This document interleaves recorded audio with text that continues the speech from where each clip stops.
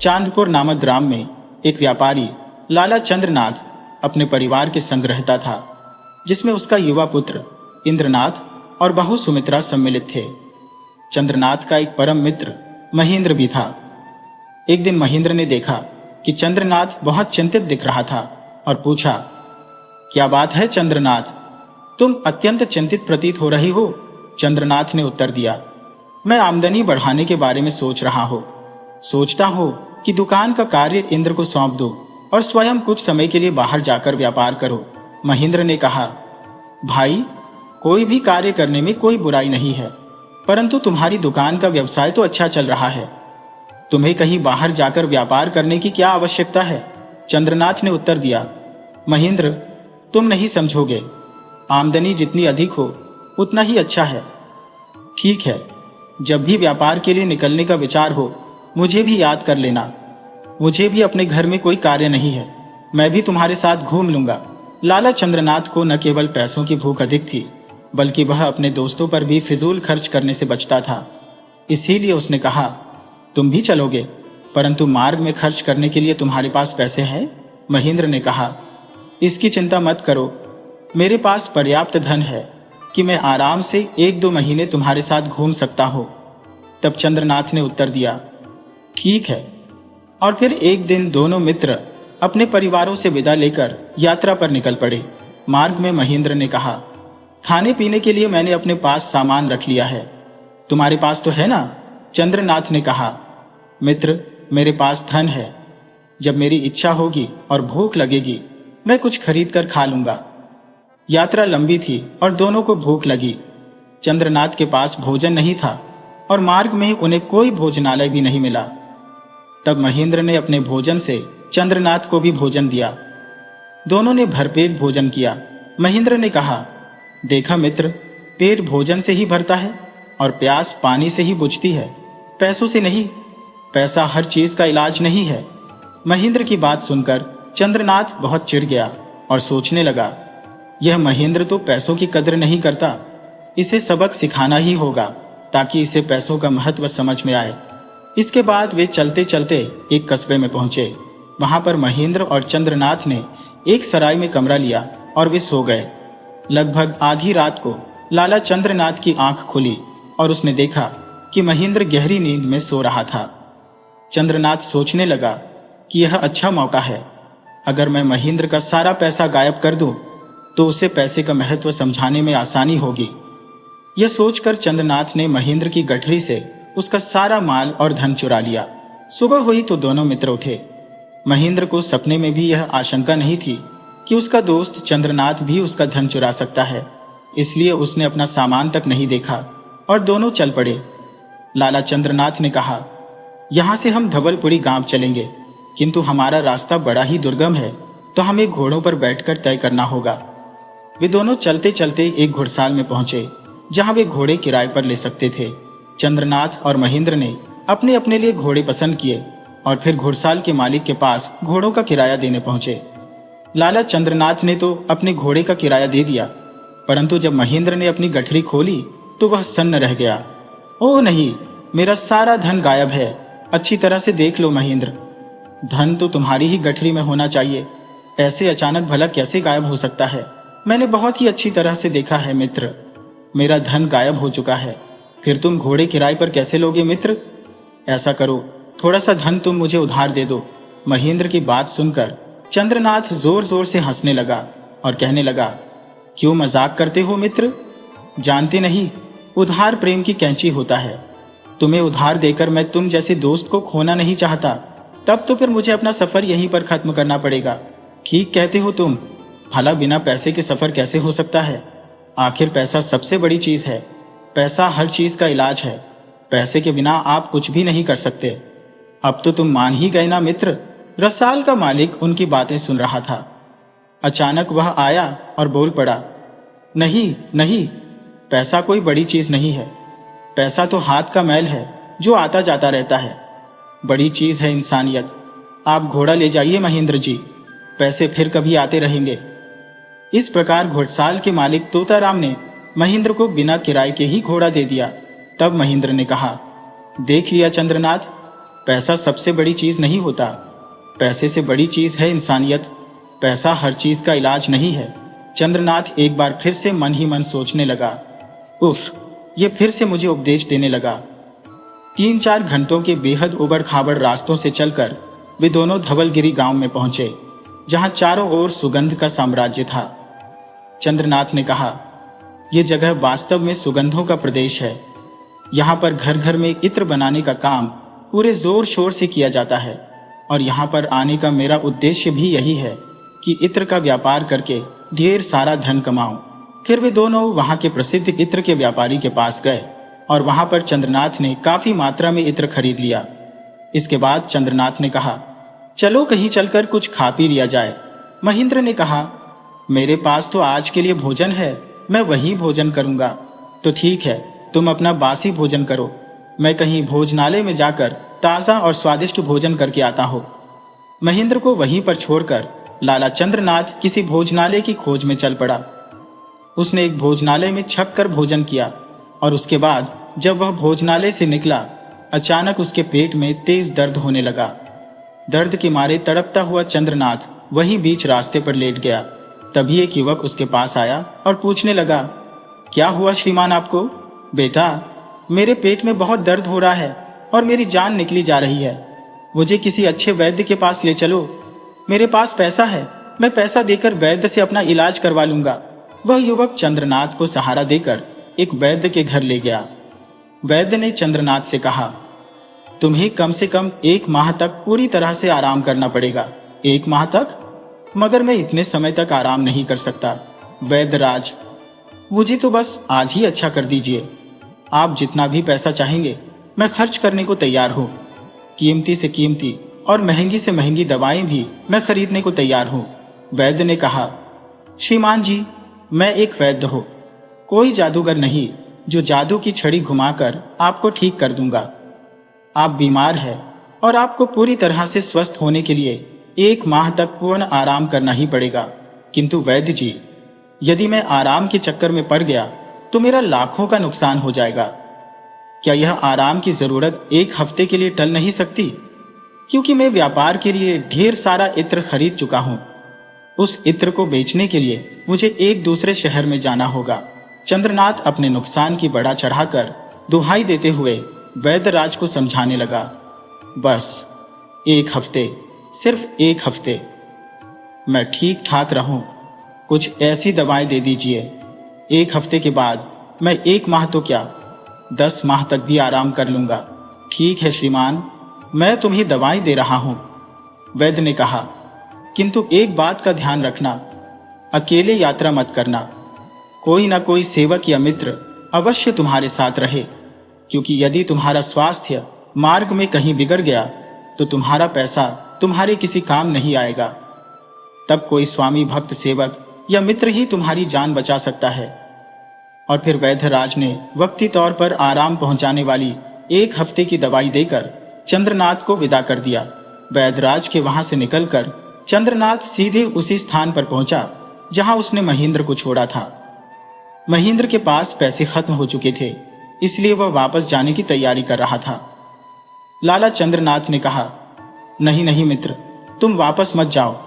हम दोनों साथ साथ यात्रा पर निकले थे और साथ साथ ही लौटेंगे। मैं तुम्हारे साथ हूं, तुम्हें धन की जब भी आवश्यकता होगी मुझसे ले लेना। महेंद्र ने कहा, परंतु तुम तो कहते थे कि उधार प्रेम की कैंची होता है। अरे, वह सब तो मजाक की बात थी महेंद्र, लाला चंद्रनाथ ने हंसते हुए कहा। जैसे तैसे लाला चंद्रनाथ ने अपने मित्र महेंद्र को अपने साथ रहने के लिए मना लिया और फिर वे दोनों एक बैलगाड़ी पर बैठकर आगे की यात्रा करने लगे। वे दोनों कोटायम नामक एक शहर में पहुंचे। अपनी यात्रा के दौरान उन्हें एक बार फिर से एक सराय में ठहरना पड़ा, जहां पर लाला चंद्रनाथ की तबीयत एक बार फिर से बिगड़ने लगी। उसे साफ नजर आया कि वह अब ज्यादा भाग दौड़ नहीं कर सकता। इसीलिए उसने महेंद्र से कहा, महेंद्र, मेरे दोस्त, मेरी तबीयत खराब हो रही है, दिल बैठा जा रहा है। अब मुझे यहीं पर छोड़कर तुम्हें सामान बेचने जाना होगा। महेंद्र ने कहा, किंतु मैं तो इस व्यापार के बारे में कुछ नहीं जानता चंद्रनाथ, वह सब मैं तुम्हें समझा दूंगा। चंद्रनाथ ने समझाया, मैं तुम्हें व्यापारियों के पते भी दूंगा, और अपने लाभ में तुम्हें 10% का भाग भी दूंगा। फिर चंद्रनाथ ने भली भांति समझाकर महेंद्र को इत्र के व्यापारियों से मिलने के लिए भेज दिया और खुद सराय में रहकर आराम करने लगा। महेंद्र ने चंद्रनाथ के बताए हुए पतों पर संपर्क करके अच्छे मुनाफे पर वह सारा इत्र बेच दिया और फिर वापस सराय में लौट आया। वापस आकर महेंद्र ने देखा कि उसके दोस्त की तबीयत और भी ज्यादा खराब हो चुकी थी। तब चंद्रनाथ ने कहा, महेंद्र मेरे दोस्त, मुझे लगता है कि अब मैं ज्यादा दिनों तक जीवित नहीं रहूंगा, इसलिए तुम्हें मेरा एक काम करना होगा। मैं 4 महीनों के खर्च के लिए पैसा अपने पास रख लेता हूँ। बाकी पैसा तुम अपने कस्बे चांदपुर में ले जाओ और मेरे बेटे इंद्रनाथ को सौंप देना। उससे यह भी कह देना कि अगर मैं 4 महीने बाद जीवित लौट आया तो इस व्यापार का सारा धन उससे ले लूंगा, इसलिए धन में से एक कौड़ी भी खर्च न करें। महेंद्र ने कहा, यह सब तो ठीक है, किंतु तुम्हें इस हालत में छोड़कर मैं नहीं जा सकता। जिद मत करो महेंद्र, चंद्रनाथ ने उत्तर दिया। मैं यहां मरने के लिए नहीं, बल्कि अपनी बीमारी से लड़कर स्वयं को अच्छा करने के लिए रुक रहा हूं। मुझे मालूम है कि बीमारी की दशा में अकेले रहना उचित नहीं है, किंतु अगले 5 दिनों के लिए मेरे पास ऐसी दवा है जिससे मैं बीमारी के किसी भी घातक हमले से बच सकता हूं। महेंद्र ने कहा, किंतु फिर भी तुम्हारी देखभाल के लिए, तुम्हारी सेवा के लिए कोई ना कोई तो तुम्हारे पास रहना ही चाहिए मित्र। उसके लिए मैंने सराय के मालिक से कह दिया है, वह एक स्वामी भक्त नौकर का प्रबंध कर देगा। चंद्रनाथ ने समझाया। तब महेंद्र ने कहा, किंतु चंद्रनाथ, तुम्हारे पास तो बहुत पैसा है, क्यों ना तुम किसी वैद्य के मुंह पर ढेर सारा पैसा दे मारो, जिससे वह तुम्हें महीनों की जगह दिन और दिनों की जगह घड़ी 2 घड़ी में ही अच्छा कर दे। मुस्करी मत करो मित्र, चंद्रनाथ ने गंभीरता से कहा, जबकि तुम खुद ही कहते थे कि पैसा हर चीज का इलाज नहीं है। कुछ देर की औपचारिक बातों के बाद महेंद्र वापस लौटने को मान गया। महेंद्र के जाने के बाद चंद्रनाथ के कमरे में सराय के मालिक द्वारा भेजा गया एक नौकर आया। मेरा नाम रामू है मालिक, सराय के मालिक जी ने मुझे आपकी सेवा के लिए भेजा है। रामू, तुम यहाँ पर किसी वैद्य या हकीम को जानते हो तो मुझे वहां पर ले चलो। रामू एक बड़ा ही होशियार नौकर था। उसने तुरंत एक पालकी का प्रबंध किया और अपने मालिक चंद्रनाथ को वहां के एक बड़े ही प्रसिद्ध वैद्य के पास ले गया। तब वैद्य ने कहा, तुम्हें क्या तकलीफ है माशे? वैद्यराज, मेरे सीने में दर्द रहता है और ऐसा लगता है कि जान ही निकल जाएगी। तुम्हें एक नहीं बल्कि कई शिकायतें हैं। वैद्य ने कहा, निश्चित तौर पर तुम्हारा खाने पीने का समय ठीक नहीं है। कभी किसी वक्त तुम खाना खाते हो तो कभी छोड़ देते हो। आपने बिल्कुल सही कहा वैद्यराज, मेरे साथ ऐसा ही हो रहा है। तो सुनो, वैद्य ने कहा, चंद्रनाथ, टाइम से 40 मील दूर एक पहाड़ी प्रदेश है गिरिवन। तुम वहां जाकर 1 महीने तक रहो। साथ ही मैं तुम्हें कुछ औषधियां दे रहा हूं। यकीन मानो, सिर्फ 1 महीने में ही तुम्हारी बीमारी ऐसे गायब हो जाएगी जैसे गद्दे के सिर से सींग। वैद्य जी, मैं आपकी हर बात मानने को तैयार हूं, बस आप किसी तरह मुझे शीघ्र स्वस्थ कर दीजिए। गिरिवन की जलवायु और वहां का स्वास्थ्यवर्धक पानी तुम्हें बहुत ही जल्दी अच्छा कर देगा। फिर वैद्य जी ने चंद्रनाथ को महीने भर की औषधियां दी और परहेज बताए। अंत में पुनः गिरिवन जाकर रहने की सलाह दी। चंद्रनाथ रामू को साथ लेकर उसी रोज गिरिवन के लिए रवाना हो गया। गिरिवन का इलाका वास्तव में बड़ा खूबसूरत था। वहां एक बहुत ही अच्छे मकान में उसके रहने का प्रबंध किया गया। चंद्रनाथ वहीं रहकर स्वास्थ्य लाभ लेने लगा। गिरिवन में रहते हुए उसे 15 दिन हो गए। वह काफी हद तक स्वयं को स्वस्थ महसूस कर रहा था। 16वें दिन जब चंद्रनाथ अपने बाग में टहल रहा था तो अचानक उसे किसी के गाने का स्वर सुनाई दिया। वह सोचने लगा, कितनी मीठी आवाज है, कौन गा रहा है, जरा चलकर देखो तो सही। जब वह गाने की आवाज की दिशा में चला तो उसने देखा कि एक अंधी भिखारिन वहां पर बैठी हुई भजन गा रही थी। वो एकाएक चुप हो गई। अरे, तुम चुप क्यों हो गई? गाओ ना, चंद्रनाथ ने कहा। क्षमा कीजिए, मैं सिर्फ अपनी मर्जी से और अपने सुख के लिए गाती हूँ। अरे, हम मुफ्त में गाने को नहीं कहते, हम तुम्हें पैसे भी देंगे। मुझे पैसों की जरूरत नहीं है सेठ जी, पैसे देकर आप किसी और से गवा लीजिए, किंतु हमें तो तुम्हारा ही गाना सुनना है। तो ठीक है, मेरे गाने का इंतजार कीजिए। मैं गाना गाती जरूर हूँ, परंतु अपनी मर्जी से, किसी और की मर्जी से नहीं। अजीब हो तुम, अंधी हो, भिखारिन भी हो, फिर भी इतना घमंड। जानती हो, पैसा बहुत बड़ी चीज है। पैसे से हर चीज खरीदी जा सकती है, सारे सुख इकट्ठे किए जा सकते हैं। नहीं सेठ जी, पैसा हर चीज का इलाज नहीं है। पैसे से सारे सुख नहीं खरीदे जा सकते। अरे तुम क्या जानो पैसे की ताकत। हम बीमार थे, हमने पैसा खर्च किया और ठीक होते जा रहे हैं। गलत ख्याल है आपका। आप पैसे की ताकत से नहीं, बल्कि वैद्य राज की दवाएं और उनकी सलाह व परहेज के कारण ठीक हो रहे हैं। अरे तुम तो हमारे बारे में बहुत कुछ जानती हो। जी हाँ, आपके नौकर रामू से मेरी थोड़ी सी बोलचाल हो गई है। उसे भी मेरा गाना बहुत पसंद है। ओहो, तो उसे भी तुम अपना गाना सुनाती हो? फिर हमें सुनाने में कैसा एतराज है? हम तुम्हें बहुत सा पैसा भी देंगे। सेठ जी, आप फिर से पैसों का रौब दिखाने लगे। यदि आपको पैसों का इतना ही घमंड है तो आप पैसों से मुझे आंखें दिलवा दीजिए, मेरी मरी हुई मां को जिंदा करवा दीजिए, फिर मैं आपको गाना अवश्य सुनाऊंगी। अंधी भिखारिन की बातें सुनकर चंद्रनाथ एकदम मौन हो गया। फिर उसने कहा, पैसा बहुत बड़ी चीज है, मगर हर समस्या का समाधान नहीं है। पैसे से सब कुछ नहीं खरीदा जा सकता बेटी। बेटी? आपने मुझे बेटी कहा? तो फिर पैसों की बात अब बिल्कुल मत कीजिएगा। मैं आपको गाना सुनाने के लिए वैसे ही तैयार हूं।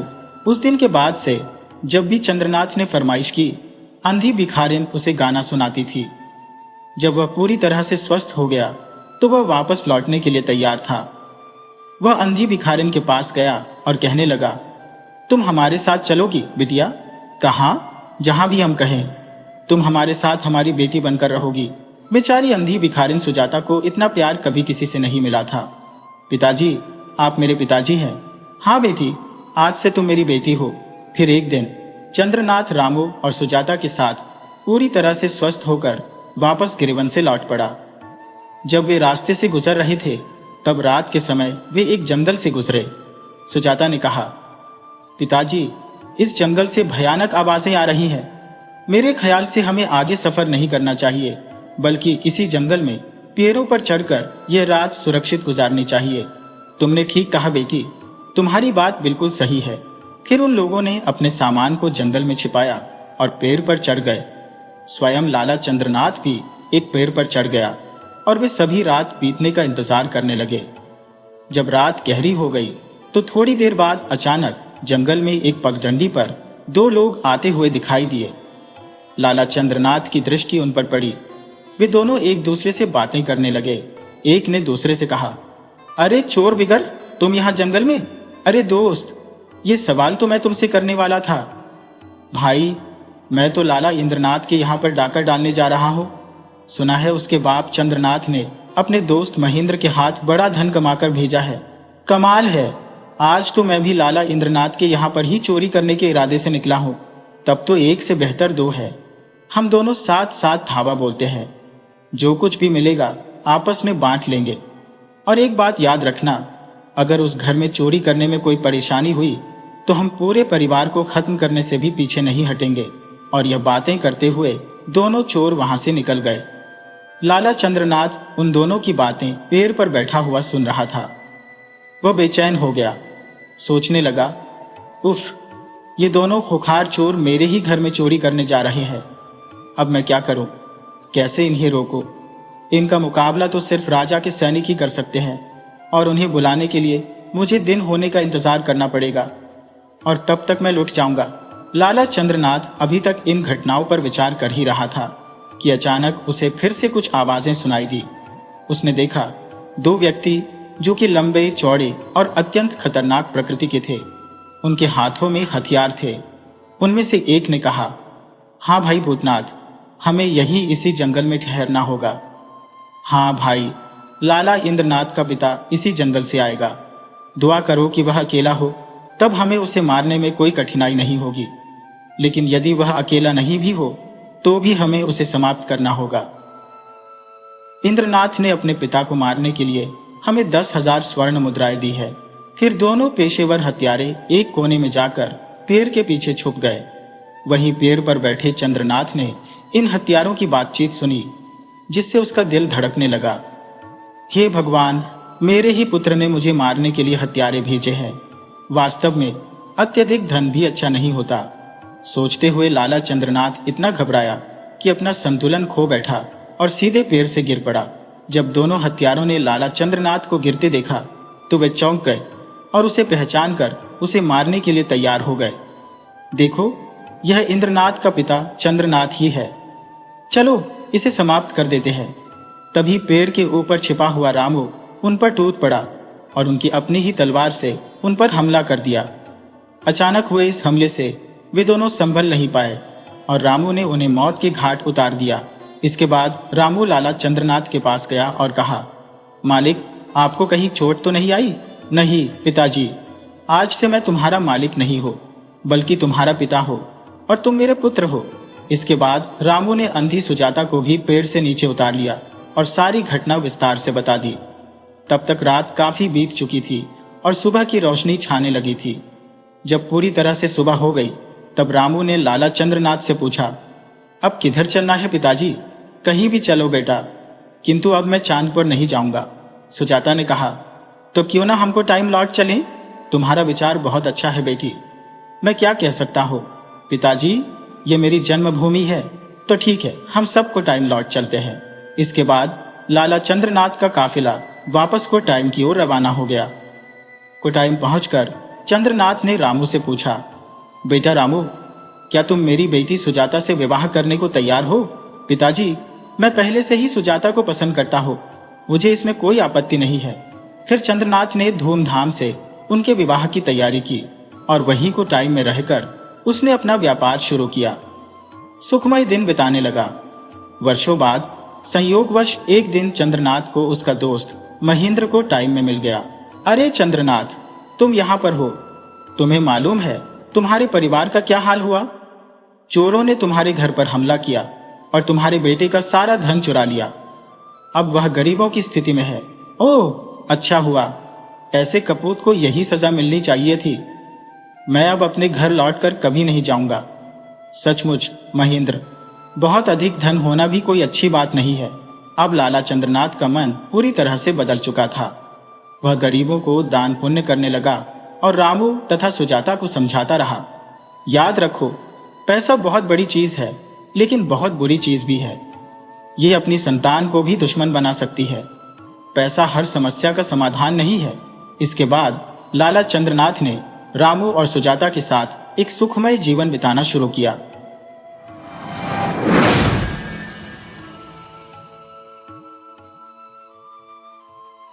पहाड़पुर नामक एक छोटा सा गांव था जो छोटी छोटी पहाड़ियों से घिरा हुआ था। इस गांव की आबादी बहुत कम थी और यह एक दूर दराज के इलाके में स्थित था। गांव तक पहुंचने के लिए एक छोटी सी सड़क थी। गांव के आसपास का ज्यादातर इलाका बंजर था, जहां दूर दूर तक फसल और पेड़ न के बराबर थे। गांव में एक ही बड़ा सा पीपल का पेड़ था जिसकी छाया बहुत घनी और ठंडी थी। गर्मी के दिनों में उस पेड़ की छाया में बैठने का आनंद अवर्णनीय था, लेकिन गांव का कोई भी व्यक्ति उस पेड़ की छाया के पास जाने की हिम्मत नहीं करता था। इसका कारण यह था कि पीपल का यह पेड़ गांव के एक लालची और कंजूस बनिए के घर की दीवार के पास उगा हुआ था। वह इसे अपनी संपत्ति समझता था और किसी को भी इसके नीचे बैठने की इजाजत नहीं देता था। गांव का धोबी, जो सप्ताह में एक दिन बनिए के घर से गंदे कपड़े इकट्ठा कर ले जाता था और उन्हें धोकर और सुखाकर कुछ ही दिनों में वापस कर देता था। इसके बदले में बनिया उसे कुछ रुपए दे दिया करता था। एक दिन धोबी बनिए के घर से कपड़े इकट्ठा करके अपने गद्दे पर लाद कर वापस चल पड़ा। ये दोपहर का समय था और सूरज सिर पर चमक रहा था। गर्मी से इंसान तो क्या, जानवर भी परेशान नजर आ रहे थे। सभी का बुरा हाल था। धोबी जब बनिए के घर से बाहर निकला तो उसने पीपल के पेड़ की ठंडी और घनी छाया देखी। भयंकर गर्मी के मौसम में वह ठंडी जगह देखकर धोबी का मन मचल उठा। उसने सोचा कि अगर इस पेड़ के नीचे कुछ देर आराम कर लो तो मजा आ जाएगा। यह सोचकर धोबी पेड़ के नीचे आराम करने लगा। ठंडी ठंडी हवा और छाया में जल्दी ही उसे नींद आ गई और वह खर्राटे लेने लगा। ठीक उसी समय बनिया किसी काम से घर से बाहर आया और धोबी को इतने आराम से पीपल की छाया में सोते देखकर उसका पारा चढ़ गया। उसने लात मारकर धोबी को जगाया और चीखते हुए पूछा, तुझे इस जगह पर सोने की इजाजत किसने दी? धोबी बेचारा हड़बड़ाकर खड़ा हो गया। वो बहुत शर्मिंदा था और सिर झुकाकर कहने लगा, मुझे माफ कर दीजिए हुजूर, मैं थका हुआ था, गर्मी भी बहुत थी। पीपल की ठंडी छाया देखकर उससे रहा नहीं गया, इसलिए कुछ देर इसके नीचे बैठ गया। न जाने कब मेरी आंख लग गई। यह सुनकर बनिए को और भी ज्यादा गुस्सा आ गया। वह चीखने लगा, यह जमीन तुम्हारी नहीं है। सारा गांव जानता है कि यह पेड़ मेरा है। मैं इसके नीचे किसी को भी रुकने की इजाजत नहीं दे सकता। धोबी ने कहा, हुजूर, मैं आपके कपड़े बरसों से धो रहा हूं। मेरा बाप भी आपकी सेवा करता था। अगर मैंने 2 घड़ी आपके पैर की छांव में आराम कर लिया तो इसमें आपका क्या नुकसान है? अपने काम के बदले में मुझे इतना तो हक मिलना ही चाहिए। ये सुनकर बनिया अकड़ गया और कहने लगा, अगर तुम हमारे कपड़े धोते हो तो उसके बदले में तुम्हें पैसे मिलते हैं।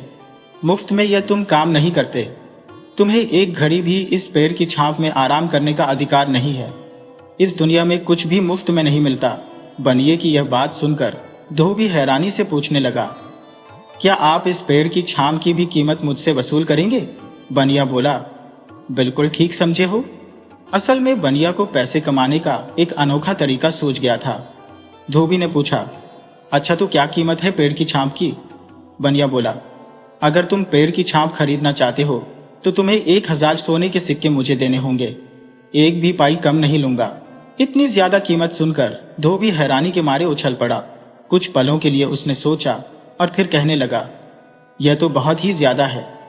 मैं तो इस पेड़ की छांव के बदले में तुम्हें ज्यादा से ज्यादा 200 सोने के सिक्के ही दे सकता हूं। थोड़ी देर के लिए दोनों में बहस होने लगी। बनिया उस बेवकूफ धोबी से ज्यादा रकम ठगने के चक्कर में था और धोबी उस पेड़ की ठंडी छांव के बदले में बनिए को ज्यादा रकम देने को तैयार नहीं था। थोड़ी देर बहस होने के बाद धोबी उस पीपल की छांव के बदले में 500 सोने के सिक्के देने को तैयार हो गया। बनिए ने उसकी यह पेशकश कबूल कर ली। वह खुश था कि मुफ्त में ही इतनी बड़ी रकम हाथ में आ रही है। यह भी तय हो गया कि कल गांव के सरपंच को गवाह बनाकर एक लिखित समझौता तैयार कर लिया जाएगा और धोबी पीपल के पेड़ की छांव की कीमत बनिए को नगद के रूप में देगा। दोनों उस लिखित समझौते पर अपने हस्ताक्षर भी करेंगे। इसके बाद ही पीपल के पेड़ की छांव धोबी की संपत्ति बन जाएगी। सारा मामला तय हो जाने के बाद धोबी सोच विचार करता हुआ अपने घर वापस आ गया। दूसरी तरफ बनिया बहुत ही खुश था कि उसने धोबी को अच्छा बेवकूफ बना दिया और एक मोटी रकम ठग ली। ये रकम तो उसे मुफ्त में ही मिल रही थी। आखिर पेड़ की छांव की भी कोई कीमत होती है क्या? और छांव भी ऐसी जिसके नीचे ना तो वह आज तक खुद बैठा और ना ही उसके परिवार का कोई सदस्य। बनिए ने फैसला किया कि वह इस रकम से एक खेत खरीद लेगा। बनिए ने तो अपने विचार में धोबी को धोखा दे दिया था, मगर धोबी भी इतना बेवकूफ नहीं था जितना बनिया उसे समझ रहा था। धोबी ने बदला लेने की ठान ली थी। घर पहुंचकर उसने गद्दे को उसकी जगह पर बांधा और उस पर लदे हुए कपड़े उतारकर एक तरफ रख दिए। अपनी पत्नी से बोला, सुनो, मुझे अपने सोने के गहने दे दो। मैं उन्हें गिरवी रखकर सुनार से कुछ रकम उधार लेना चाहता हूं। उसकी बीवी यह सुनकर चौंक गई और पूछने लगी, इतनी बड़ी रकम की अचानक क्या जरूरत आन पड़ी? धोबी ने जवाब दिया, मैं बनिए के घर के बाहर जो पीपल का पेड़ है उसकी छांव खरीदना चाहता हूं। इस गर्मी के मौसम में उसके नीचे आराम किया करूंगा। धोबी की बात सुनकर उसकी पत्नी को विश्वास नहीं हुआ। उसे लगा कि शायद उसके पति का दिमाग खराब हो गया है। क्या कभी किसी ने पेड़ की छांव भी खरीदी है? पेड़ की छांव भी भला किसी की संपत्ति हो सकती है? वह सोचने लगी। पत्नी ने उसे समझाने की कोशिश की, यह बेवकूफी मत करो। इस तरह से तुम अपने गहनों से भी हाथ धो बैठोगे। दोबारा तुमसे पेड़ की छांव को कोई नहीं खरीदेगा और तुम्हारी रकम भी वापस नहीं मिलेगी। लेकिन धोबी अपने फैसले पर अडिग था। उसने पत्नी की बातों को अनसुना कर दिया।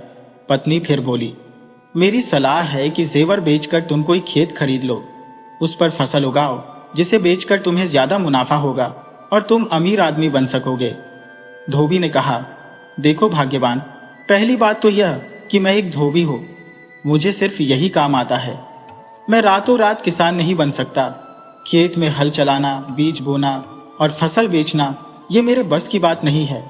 मैं 10 साल तक खेत में मेहनत करके भी उतनी रकम नहीं कमा सकता जितनी इस पेड़ की छांव से 6 महीने में कमा लूंगा, और उसके बाद तुम्हारे गहने भी तुम्हें वापस लौटा दूंगा।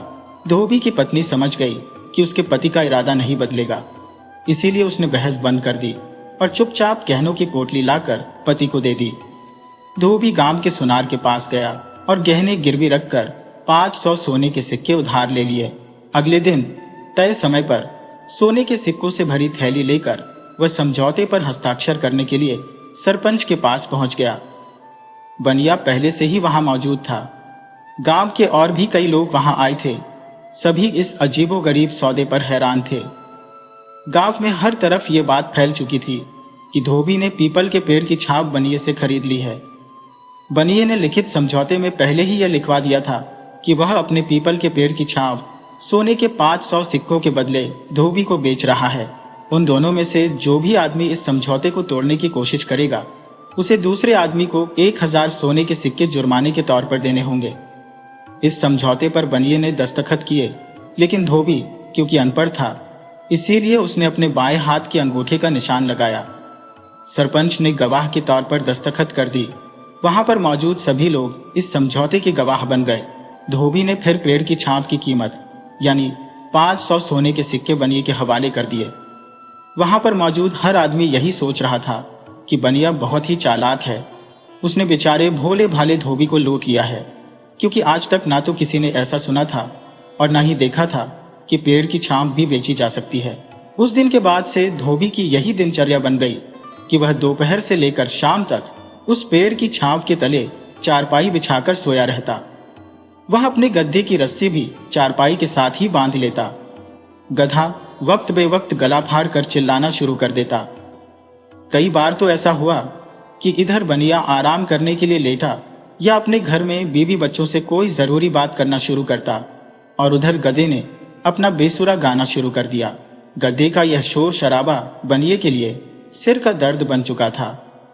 आसमान में सूरज जैसे जैसे पूर्व से पश्चिम की ओर बढ़ता, पेड़ की छाप भी अपनी जगह बदलती, तो धोबी भी अपनी चारपाई उसके साथ साथ घसीटता रहता, जिससे वह बनिए के घर की दीवार के बिल्कुल साथ जाकर बैठ जाता। बनिया अपने घर में कोई भी बात ऊंची आवाज में करने से डरता था कि कहीं दीवार के साथ बैठा हुआ धोबी सुन ना ले। इसके अलावा धोबी गांव के दूसरे लोगों और बच्चों को भी अपने पास बुला लेता। सब लोग वहां बैठकर बातें करते, हंसी मजाक करते, और बच्चे भी शोर शराबा करने में किसी से पीछे नहीं रहते। ये सारे हालात बनिए और उसके परिवार के लिए एक बड़ी परेशानी बन चुके थे। आखिरकार एक दिन तंग आकर बनिए ने धोबी से बात करने का फैसला किया। वह धोबी से कहने लगा, लगता है तुम मेरे घर पर भी कब्जा करना चाहते हो। तुम्हारा गधा और तुम्हारे जानने वाले सबकी वजह से हमारे आराम और काम में रुकावट आ रही है। धोबी मुस्कुराया और कहने लगा, हुजूर, ऐसी कोई बात नहीं है। मैं तो सिर्फ छांव के नीचे ही बैठता हूँ। जैसे जैसे सूरज पश्चिम की ओर जाता है, पेड़ की छांव आपके घर की तरफ होने लगती है और आपके घर की दीवार पर जा लगती है। मैं इससे आगे कभी नहीं बढ़ूंगा। बनिया उस वक्त तो चुप हो गया, मगर अंदर ही अंदर उसका दिल बेहद अशांत था। वह समझ नहीं पा रहा था कि इस मुसीबत से कैसे छुटकारा पाए। फिर एक दिन उसकी जान छूट ही गई। अचानक ही एक दिन धोबी गायब हो गया और कई दिनों तक गांव में किसी को नजर नहीं आया। उसकी पत्नी को भी यह नहीं मालूम था कि वह कहाँ गया। जब काफी दिनों तक धोबी नजर नहीं आया तो बनिए को बड़ी हैरानी हुई। लोगों के सामने तो वह अपनी खुशी को छुपा लेता, लेकिन भीतर ही भीतर सोचता कि चलो इस मुसीबत से पीछा छूटा। मगर जैसे बुरा वक्त आने का पता नहीं चलता। एक दिन बनिया अपनी दुकान से वापस लौटकर दोपहर के समय खाना खाने के लिए घर आया तो यह देखकर उसका दिल धक से रह गया कि धोबी फिर से पहले की तरह पेड़ के नीचे चारपाई बिछाकर बैठा था। उसके आसपास काफी लोग मौजूद थे।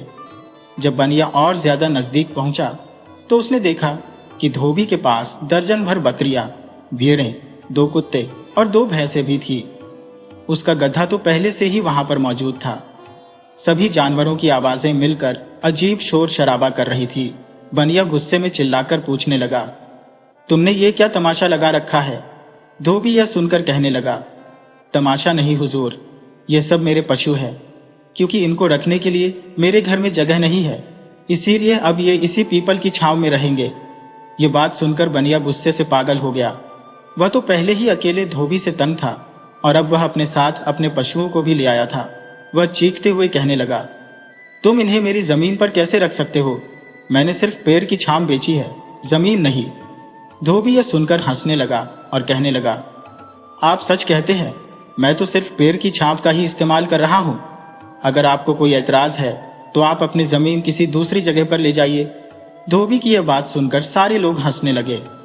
वह अपने आप को बहुत चालाक समझता था, मगर धोबी तो उसके काबू में ही नहीं आ रहा था। वह झुंझलाकर बोला, मेरी जमीन तो यहीं पर रहेगी, तुम अपनी छाप को कहीं और ले जाओ। ये बात सुनकर धोबी एक बार फिर से जोर से हंसने लगा और बोला, फिर मैं पीपल का पेड़ भी अपने साथ ही ले जाऊंगा, क्योंकि यह छाप तो इसी पेड़ की है। धोबी की यह बात सुनकर तो बनिया और भी ज्यादा परेशान हो गया। वह अपने बाप दादाओं के लगाए हुए पेड़ को काटने की इजाजत कैसे दे सकता था। उसने अपने घर वालों, दोस्तों और रिश्तेदारों से सलाह मशवरा किया और फिर यह फैसला हुआ कि धोबी के साथ पेड़ की छाप बेचने का समझौता तोड़ दिया जाए। अब बनिए के पास धोबी को जुर्माने की रकम अदा करने के अलावा और कोई चारा नहीं था। दूसरे दिन परेशान बनिए ने धोबी के साथ अपना समझौता तोड़ दिया और जुर्माने के तौर पर 1000 सोने के सिक्के धोबी को सौंप दिए। अपनी रकम दुगनी होकर वापस पाने के बाद धोबी अत्यंत प्रसन्न हुआ। इस धनराशि से उसने अपनी पत्नी के गिरवी रखे गए गहने छुड़वाए और उसे वापस लौटाकर उसकी खुशी लौटाई। उसकी पत्नी भी अब संतुष्ट और आनंदित थी। इसके पश्चात धोबी ने बनिए को एक बुद्धिमत्तापूर्ण सलाह दी। ये रोशनी, बारिश, धूप और छांव सब ईश्वर की अनुपम देन है। इन पर कब्जा नहीं जमाना चाहिए, बल्कि सबके साथ मिलकर इनका उपभोग करना चाहिए। बनिए को भी अब यह बात भली भांति समझ में आ चुकी थी और इसीलिए उस दिन के बाद से उसने कभी भी किसी गांव वाले को पीपल की छांव में बैठने से मना नहीं किया।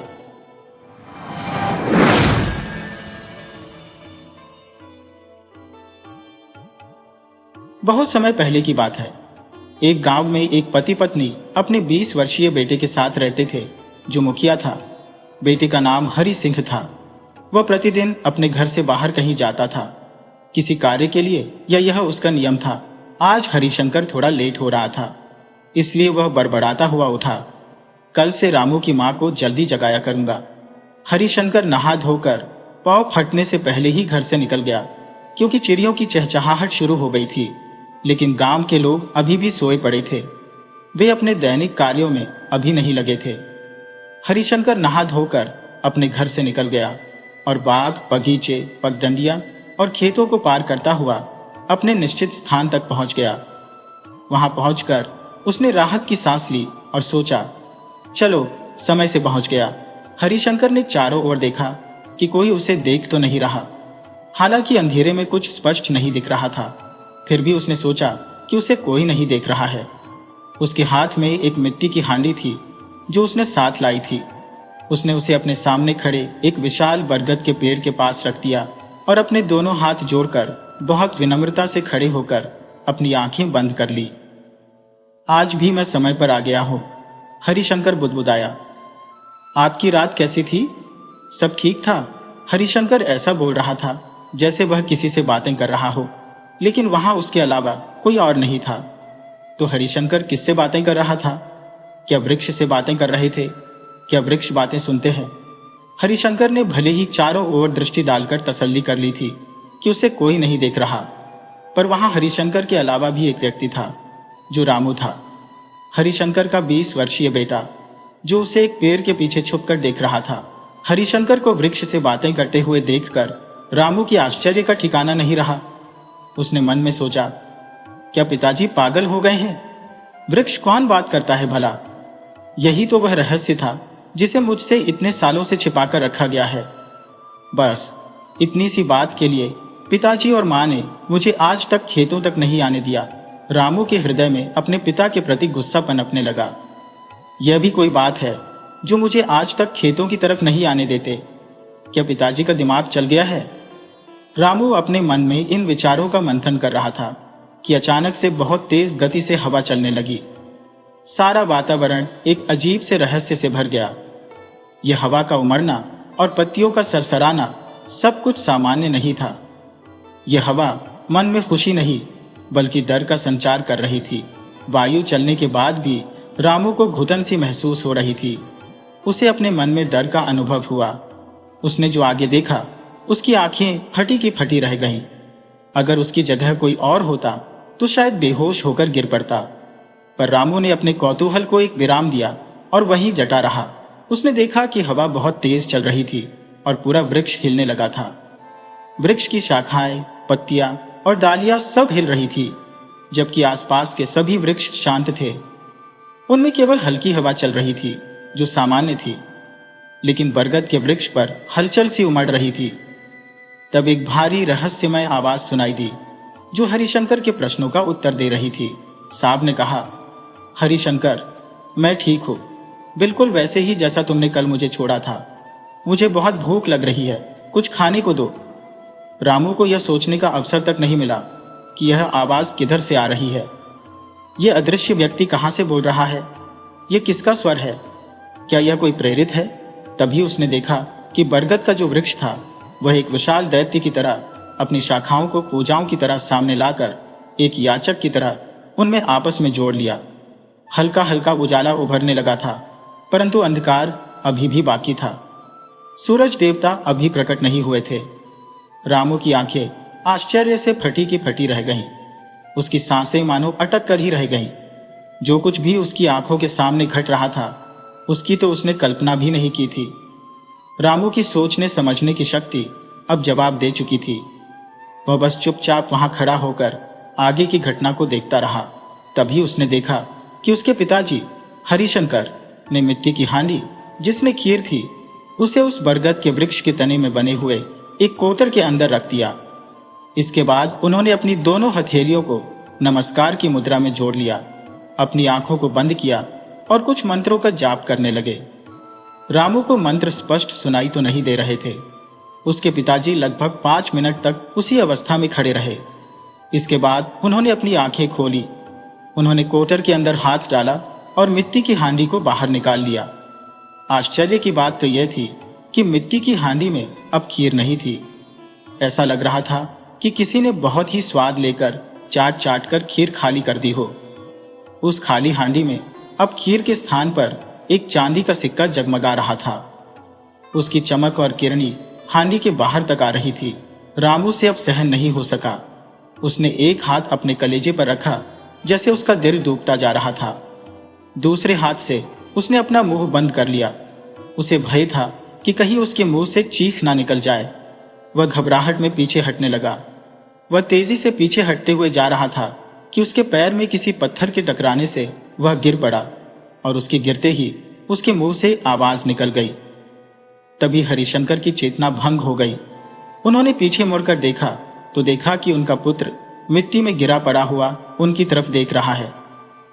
अपने पुत्र को वहां देखकर हरिशंकर की आंखें हैरानी से फैल गईं, क्योंकि अब थोड़ा उजाला भी फैल चुका था। हरिशंकर और रामू के बीच पर्याप्त दूरी थी, परंतु एक पिता ने अपने पुत्र को पहचान लिया था। हरिशंकर ने जमीन पर पड़े अपने पुत्र को हल्के अंधेरे में भी पहचान लिया था। उन्हें यूं लगा कि जैसे उन पर किसी की कुदृष्टि पड़ गई है। उन्होंने वहीं से गुस्से में चिल्लाया, रामू, ये तुमने क्या किया? रामू अपने बचपन से ही यह देखता आ रहा था। पिताजी सुबह तड़के उठ जाते थे, फिर पास में सोई हुई मां को जगाते थे। दोनों ही बहुत ही धीमी आवाज में बातचीत करते थे, या फिर कुछ खटपट होने की आहट से रामू की नींद खुल जाती थी। कभी कभी रामू उठता पर नींद के प्रभाव में सो जाता था, तो कभी कभी ऐसा भी हुआ कि वह चारपाई पर पड़े पड़े देखता रहता था। मां उठने के बाद हाथ धोकर चूल्हा सुलगाने लगती थी। पिताजी कुएं पर जाकर नहाने धोने लगते थे। मां चूल्हे पर खीर चढ़ा देती थी। पूरा घर खीर की सुगंध से महक उठता था, परंतु वह खीर खाने को कभी भी रामू को नहीं मिली थी। उसकी मां एक हांडी में खीर परोसकर कपड़े से अच्छी तरह ढककर पिताजी को देती थी, और पिताजी सुबह सुबह मुंह अंधेरे खीर की हांडी हाथ में लेकर चले जाते थे। कई बार रामू ने अपनी मां या पिताजी से पूछा था, मां, इतनी सुबह खीर क्यों बनाती हो? पर उसे कभी भी कोई संतोषजनक उत्तर नहीं मिला था। सदा यही कहा जाता, अरे बेटा, तुमने कोई सपना देखा होगा, खीर तो बनी ही नहीं घर में कभी। जब रामू पूछता कि पिताजी कहाँ गए हैं, तो मां उसे समझा देती थी कि वे किसी जरूरी काम से गए हैं। धीरे धीरे रामू जब बड़ा होता गया, उसके मन में यह जिज्ञासा बढ़ती गई। अब उसे सपनों की बातों से बहलाना भी कठिन था। उसके प्रश्नों पर उसे अब यह कहकर डांट दिया जाता था कि यह तुम्हारे जानने की बात नहीं है। इसके अतिरिक्त एक और बात थी जो रामू को बड़ी असामान्य लगती थी। अब रामू की अवस्था 20 वर्ष की हो चुकी थी। इन 20 वर्षों में उसे एक बार भी कभी अपने खेतों की ओर जाने नहीं दिया गया था। सच्चाई तो यह थी कि उसे यह भी नहीं पता था कि उसके खेत किस ओर है। कई बार उसने अपने पिताजी से आग्रह किया था कि वे उसे अपने साथ खेत ले जाए, लेकिन हमेशा पिताजी यह कहकर टाल दिया करते थे कि अभी समय नहीं आया है। जब उचित समय आएगा तब वे उसे स्वयं खेत पर ले जाएंगे। 20 वर्ष की आयु वाले युवक को मात्र शब्दों से बहलाना बहुत कठिन है। यही गलती हरिशंकर ने कर दी थी। रामू के मन में जिज्ञासा अब भयंकर रूप ले चुकी थी। वह इस रहस्य को जानने का प्रयास करने लगा। आज उसने अपनी मां से छुपकर कुटिया से बाहर निकलने का साहस किया। अपने ही पिता का चुपचाप पीछा करना उसे अटपटा तो लग रहा था, परंतु मन में ग्लानि भी थी। साथ ही डर भी था कि कहीं पिताजी ने देख लिया तो सीधे लाठी से खदेड़ देंगे। लेकिन हर प्रकार के डर पर विजय पाकर उसने इस अनसुलझे रहस्य की सच्चाई को जानने का निश्चय कर लिया था। आज जो रहस्य उसके सामने खुलकर आया था वह अभूतपूर्व था। अभी रामू भूमि से उठा भी नहीं था। उसके पैर की चप्पलें छिटक कर दूर जा गिरी थी। उसके कपड़े भी धूल में लिपटे थे। हल्की ठंड में भी उसके माथे पर पसीना उभर आया था। उसके चेहरे पर डर का साया स्पष्ट दिखाई दे रहा था। तभी उसके पिताजी की नजर उस पर पड़ी। वे दौड़ते हुए आए और कोई उपाय ना देखकर रामू रोने लगा। पिताजी, मुझे क्षमा कर दीजिए, रामू रोते हुए कहने लगा। मैं दोषी हूं। मैंने आपके पीछे आने का साहस किया। मुझे नहीं पता था कि आप इस वृक्ष के पेड़ से बात करते हैं। आप भरोसा रखिए, ये रहस्य मैं किसी से नहीं बताऊंगा। कृपया मुझे क्षमा कर दीजिए। रामू ने हथेलियों को जोड़कर अपने पिता से माफी मांगी। हरिशंकर ने अपने पुत्र को देखा और उसकी इस अवस्था में देखकर गहरी सांस भरी। उनका क्रोध अब दया में बदल चुका था। एक पिता के मुंह से पुत्र पर क्रोध करने का कोई लाभ नहीं था। उन्होंने अपने पुत्र पर प्रेम महसूस किया और कहा, बेटा, समय आ गया है कि मैं तुम्हें सब कुछ बता दूं। तुम पर्याप्त रूप से परिपक्व हो चुके हो, इसीलिए उचित यही होगा कि मैं तुम्हें सब सच बता दूं। मैं अपने वंश की परंपरा के विपरीत जाकर समय से पहले इस रहस्य का उद्घाटन करता हूं। हरिशंकर ने पहले अपने बेटे रामू को हाथ से सहारा देकर उठाया। रामू ने अपने कपड़े झाड़े और दूर पड़ी हुई चप्पलें उठाकर पहन ली। अब वह थोड़ा सा सामान्य हो गया था। डर अब उसकी जिद से दूर जा रहा था। हवा के झोंकों से उसका पसीना भी धीरे धीरे सूख गया था। हरिशंकर ने पीछे मुड़कर बरगद के पेड़ की ओर निहारा और उसे आशीर्वाद दिया। फिर उन्होंने रामू के कंधे पर हाथ रखा और उस वृक्ष की विपरीत दिशा में चलने लगे। थोड़ी दूर चलकर वे एक दूसरे पेड़ के नीचे ठहर गए। हरिशंकर ने अब अपने वंश से जुड़ी एक रहस्यमयी कथा सुनानी शुरू की। उनके स्वर में गंभीरता थी। ऐसा प्रतीत हो रहा था मानो वे अतीत की गहराइयों में गोता लगा रहे हो। हरिशंकर ने बताया, जब मेरे बाबा बहुत छोटे थे तब उनकी संगति कुछ अघोरी साधुओं के साथ हो गई थी। साधु दिन भर चिलम पीते और शिव की साधना में लीन रहते, पर रात में वे शव साधना किया करते थे। मेरे बाबा बहुत मेधावी थे और उनकी निरीक्षण शक्ति बहुत सूक्ष्म थी। कुछ ही समय में उन्होंने उन अघोरी साधुओं से मात्र निरीक्षण द्वारा वह सब सीख लिया जो उस उम्र में किसी के लिए असंभव था। वे जान गए थे कि मृत शरीर में आत्मा कैसे वापस डाली जाए और शरीर से आत्मा की अदला बदली कैसे की जाए। ज्ञान यदि सही उम्र में मिले तो सृजन करता है, परंतु गलत समय पर मिले तो विनाशकारी सिद्ध होता है। मेरे बाबा की उम्र उस समय मात्र 12 वर्ष थी। अब उनके मन में एक चुहल समा गई थी। वे इस ज्ञान का प्रयोग करना चाहते थे। उन्हें किसी के शरीर की आवश्यकता थी। उनके पड़ोस में एक 6 साल का बालक रहता था। उन्होंने उसी को अपने प्रयोग का साधन बनाने का निर्णय लिया। एक दिन मेरे बाबा उसे बहला फुसलाकर खेत में ले गए। उन्होंने उसे बरगद के वृक्ष से बांध दिया। बच्चा रोने लगा और किसी अनहोनी की आशंका से बाबा ने उसके सिर पर लकड़ी का कुंडा मारकर उसे मूर्छित कर दिया। सांझ ढलने वाली थी और उन्होंने अपना कार्य प्रारंभ कर दिया। उन्होंने पहले से ही एक कुत्ते की व्यवस्था कर रखी थी। साधना शुरू हुई। मंत्रों के प्रयोग से उन्होंने आत्माओं की अदला बदली कर डाली। बच्चा होश में आने के बाद कुत्ते की तरह भौंकने लगा और कुत्ता बच्चे की तरह तोतली आवाज में बोलने लगा। मेरे बाबा की प्रसन्नता का ठिकाना नहीं रहा। उन्होंने अपनी सिद्धि पर गर्व किया और भूल गए कि रात गहरा गई है, उन्हें आत्मा वापस डालनी होगी। वे तालियां बजाकर अपनी सफलता का उत्सव मना रहे थे। कभी वे बच्चे के पास जाते, कभी कुत्ते के पास। दोनों आत्माएं अपने नए शरीर से असंतुष्ट थी और अजीब स्वर में रो रही थी। थोड़ी देर में बच्चे की मां उसे ढूंढती हुई वहीं आ पहुंची। वहां पहुंचकर उसने जो दृश्य देखा, उसे देखकर उसे चक्कर आ गया। उसका बच्चा मां को देखकर भौंक रहा था और कुत्ता मां को मामा पुकारकर निपट रहा था। बच्चे की मां ने चीख पुकार मचा दी। मेरे बाबा ने देखा कि मामला हाथ से बाहर जा रहा है। वे भागने लगे, पर बच्चे की मां ने उन्हें पकड़ लिया और उनकी खूब पिटाई की। बाबा ने हाथ जोड़कर क्षमा मांगी और समझाया कि वे आत्माओं की अदला बदली वापस कर देंगे। जो बच्चे की मां थी, उसने अपने आंसू पोंछ लिए। उसने मेरे बाबा की बात पर विश्वास कर लिया और वे एक किनारे बैठकर इंतजार करने लगी। पर जब मेरे बाबा आत्मा को वापस डालने को हुए, तो हड़बड़ी में कुछ मंत्र गलत पड़ गए। अब दोनों शरीर से आत्मा तो निकल गई, परंतु वापस अपने अपने शरीर में नहीं पहुंच सकी। हड़बड़ाकर बाबा ने फिर दूसरे मंत्र पढ़े, पर कुछ भी असर नहीं हुआ। फिर उन्होंने मंत्रों को सीधा उल्टा सब प्रकार पढ़ डाला। परंतु जिस प्रकार एक डॉक्टर शल्य चिकित्सा करता है और उस पर कमी आ जाती है तो मामला हाथ से फिसल जाता है, उसी प्रकार मेरे बाबा के हाथ से दोनों निर्जीव शरीर एक मृत शरीर में बदल चुके थे। अब उस बच्चे की मां का धैर्य जवाब दे चुका था। बच्चे की मां ने बेटे के निर्जीव और आत्मा विहीन शरीर को गोद में उठाकर रोते चिल्लाते हुए अघोरी साधुओं की तरफ दौड़ी। वहां पहुंचने में उन्हें आधा घंटे का समय लगा। वहां पहुंचकर उस मां ने रोते रोते पूरी कहानी सुनाई।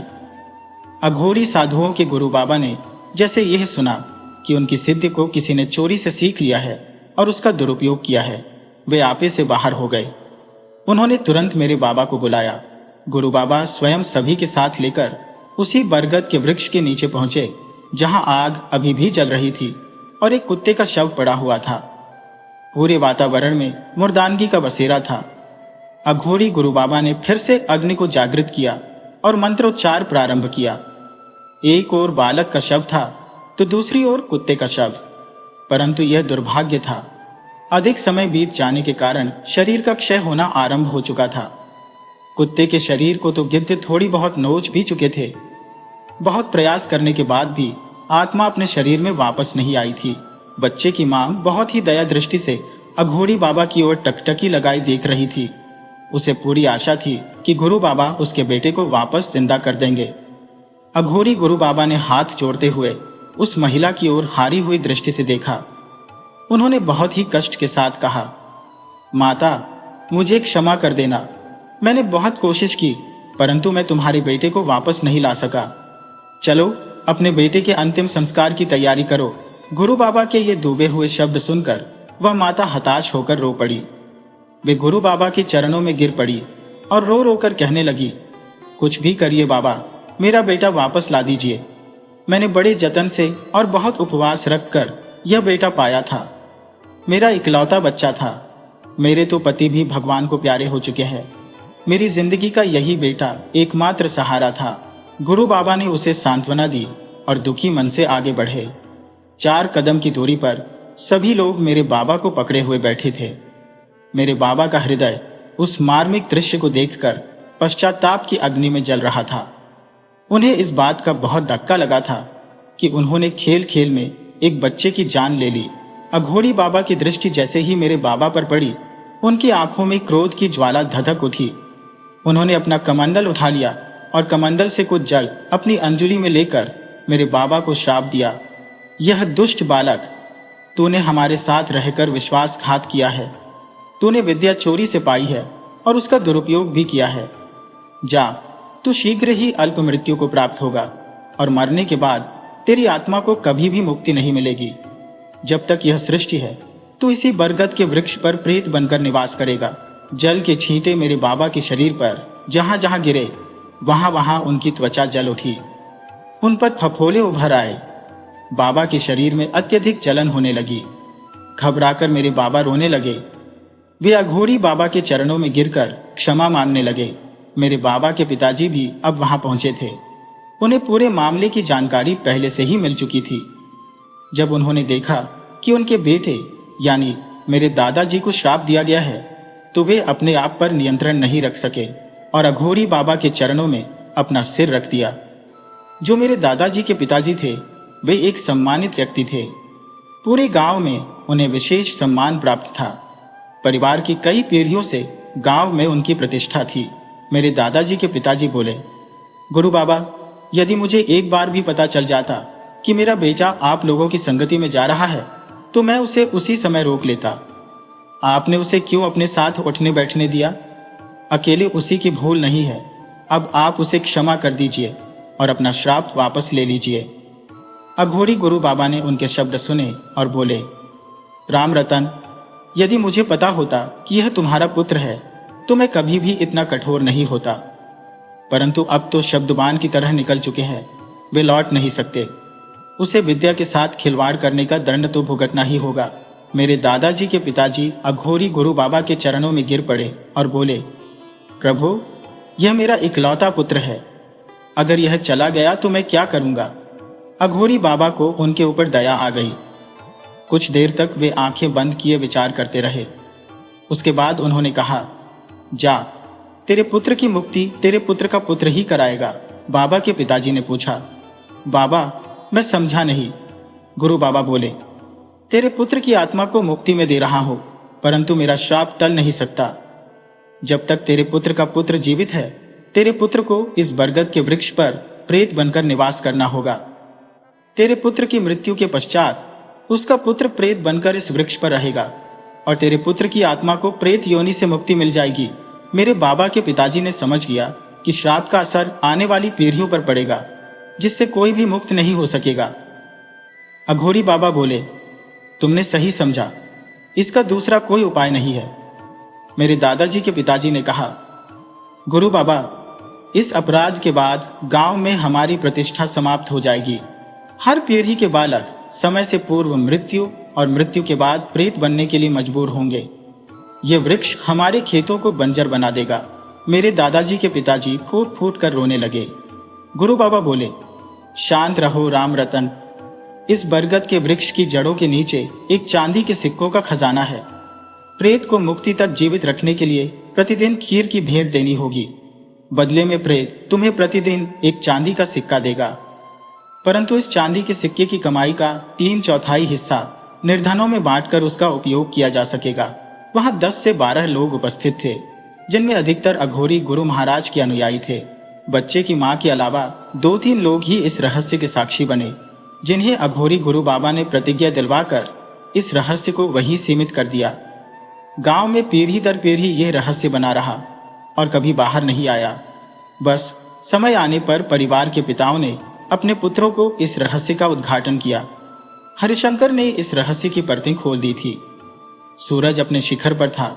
चिड़ियों की चहचहाहट पूरे वातावरण में गूंज रही थी। रामू ने पूरी कथा सुनने के बाद राहत की लंबी सांस ली। उसने सोचा, इतना बड़ा रहस्य बस इस बात के लिए? पिताजी, ये तो बीते जमाने की बात है।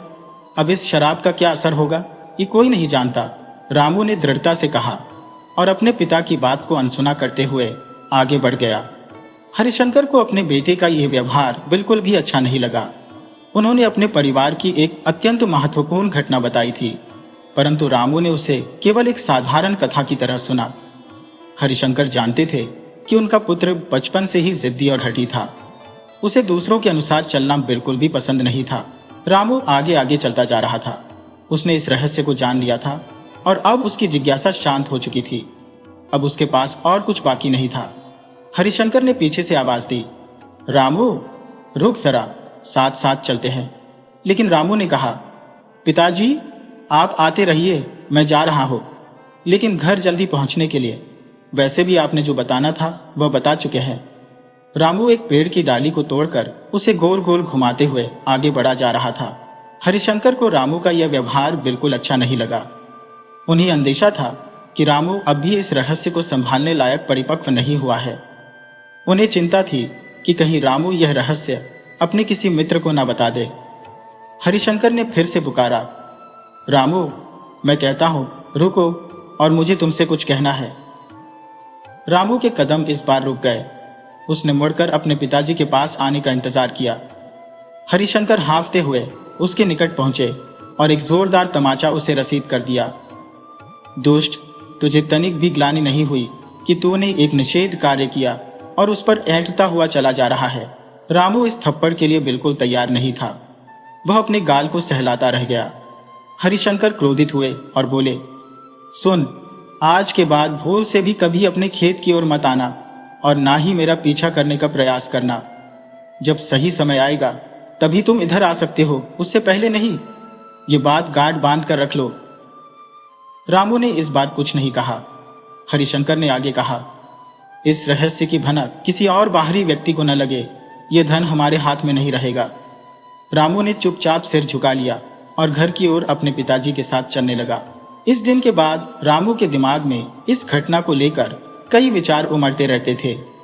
उसके मन में बार बार अपने खेतों की ओर, उसी बरगद के वृक्ष के नीचे जाने की इच्छा होती थी। उसके पैर कई बार उसी दिशा में बढ़ते थे, लेकिन पिताजी के थप्पड़ की याद उसे वहीं रोक देती थी। बचपन में रामू ने गरीबी में जीवन व्यतीत किया था। बहुत वर्षों पूर्व की बात है। उसे स्मरण था कि जब उसका कुर्ता पूरी तरह फट गया था, तब मां ने बड़े संकोच से उसके पिता को टोका था, अजीज सुनो, अपने लिए तो हम किसी भी कपड़ों से काम चला लेते हैं, पर रामू के लिए एक दो अच्छे वस्त्रों की जोड़ी ला दो। मुझे याद है, उस समय पिताजी के हाथ में एक चमचमाता चांदी का सिक्का था। फिर भी उन्होंने कहा था, उसे आदत डालने दो, अभी हमारे पास पर्याप्त धन नहीं है। इसके बाद पिताजी चले गए और सिक्के के बदले कुछ रुपए लेकर आए थे। उन रुपयों से अधिकांश धन उन्होंने निर्धनों में बांट दिया था और शेष राशि से थोड़ा राशन लेकर आए थे।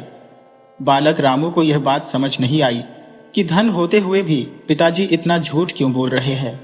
कितनी बार ऐसा हुआ था कि किसी भी वस्तु की मांग करने पर पिताजी यही कहते थे कि धन का अभाव है और सारा टाल देते थे। कभी भी उन्होंने यह नहीं कहा कि मैं अपने बेटे की इच्छा पूरी करूं। हमेशा धन की कमी का बहाना बनाकर बात को टाल देते थे।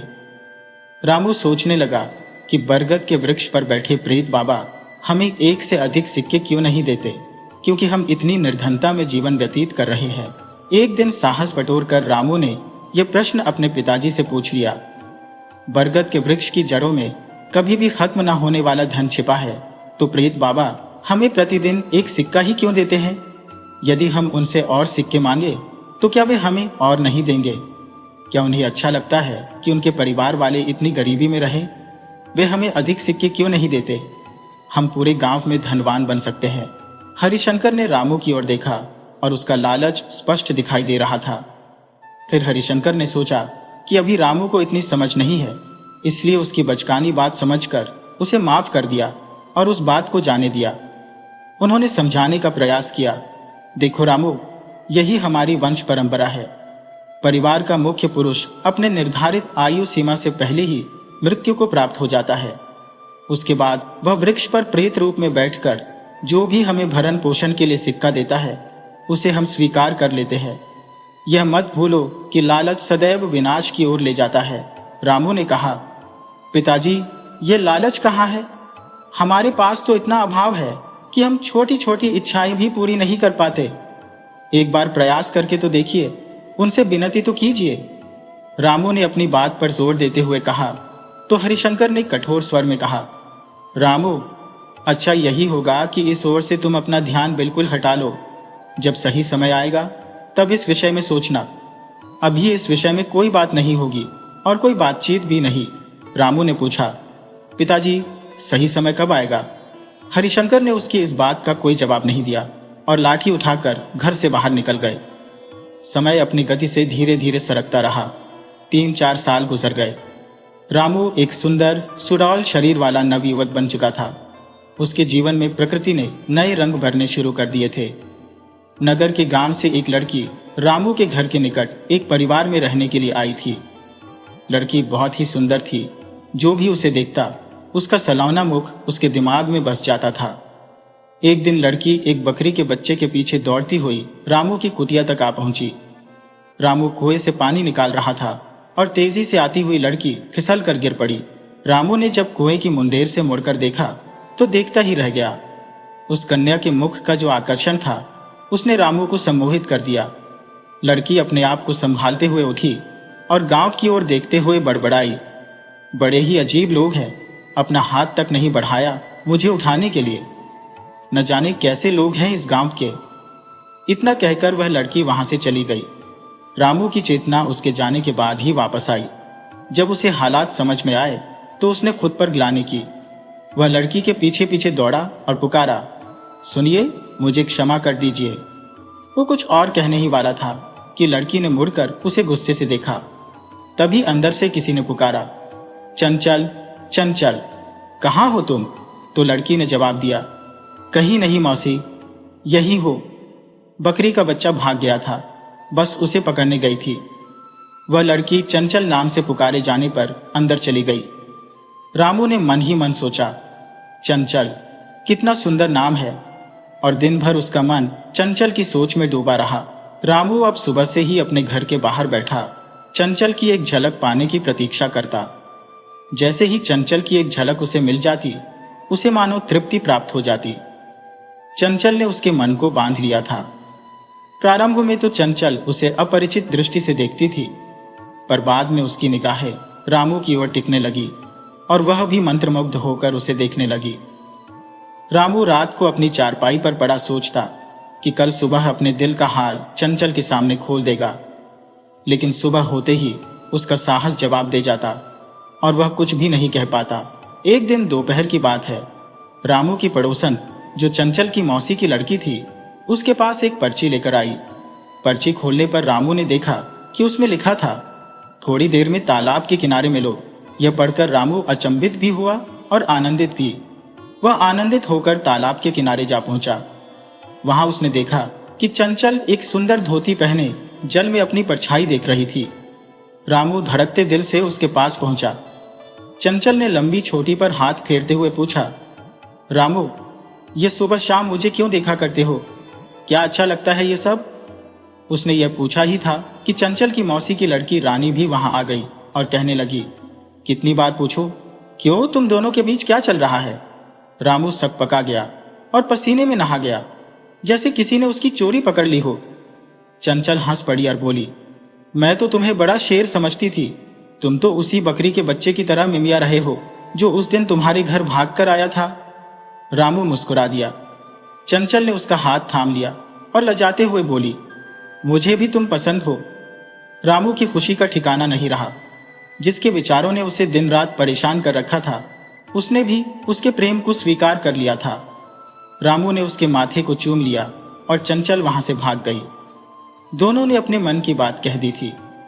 दोनों के परिवारों की आर्थिक स्थिति में जमीन आसमान का अंतर था, फिर भी विवाह प्रस्ताव को मंजूरी मिल गई थी। चंचल के परिवार की आर्थिक स्थिति रामू के परिवार से बेहतर थी। वहां के दूसरे ही दिन चंचल ने देखा कि सुबह सुबह उसकी सास खीर बनाती है और उसके ससुर हरिशंकर मिट्टी की हांडी लेकर कहीं जाते हैं। उसने रामू से पूछा, ये पिताजी इतनी सुबह कहाँ जा रहे हैं? रामू ने गोलमोल उत्तर दिया, कहीं आवश्यक काम से जा रहे होंगे, मुझे पता नहीं है। चंचल को संतुष्टि नहीं मिली, लेकिन उसने बात को जाने दिया। किंतु चंचल की जिज्ञासा अधिक दिन तक दबाई नहीं जा सकी। उसने फिर से अपनी सास और ससुर से वही प्रश्न दोहराया, लेकिन उसे कोई संतोषजनक उत्तर नहीं मिला। अंततः कई बार पूछने पर रामू को अपने परिवार का विचित्र रहस्य चंचल को बताना पड़ा। अब वह इस घर की बहू बन चुकी थी और उससे कुछ छुपाया नहीं जा सकता था। जब चंचल को इस अद्भुत रहस्य के बारे में पता चला तो उसका विस्मय का ठिकाना नहीं रहा। वह स्वभाव से भी चंचल थी। उसने जिद पकड़ ली कि उसे भी अपने खेतों और उस अद्भुत वृक्ष को देखने जाना है। बड़ी मुश्किल से रामू ने उसे समझा बुझाकर शांत कराया। इसी बीच चंचल की मौसेरी बहन रानी का विवाह हो गया। विवाह के कुछ दिनों बाद जब रानी अपने मायके आई तो चंचल उससे मिलने गई। गहनों और महंगे वस्त्रों से लदी रानी को देखकर चंचल के मन में एक प्रकार का खालीपन छा गया। बात करते करते उसने लज्जा से अपनी धोती का आंचल कुछ यूं ओढ़ लिया जैसे अपनी निर्धनता को छुपाना चाहती हो। विवाह से पहले दोनों बहनों में कोई अंतर नहीं था, लेकिन अब उनकी आर्थिक स्थिति ने एक गहरी खाई पैदा कर दी थी। रानी अपनी नई नवेली खुशियों के बीच हंस हंस कर बातें कर रही थी, जबकि चंचल अपने आप को छोटा महसूस कर रही थी। उस दिन चंचल बहुत उदास होकर अपने घर वापस आई और दिन भर उसका मन उचटता रहा।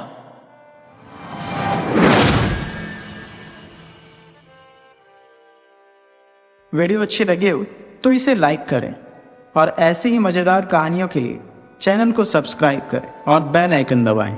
ज़्यादा से ज़्यादा अपने दोस्तों को शेयर करें। धन्यवाद।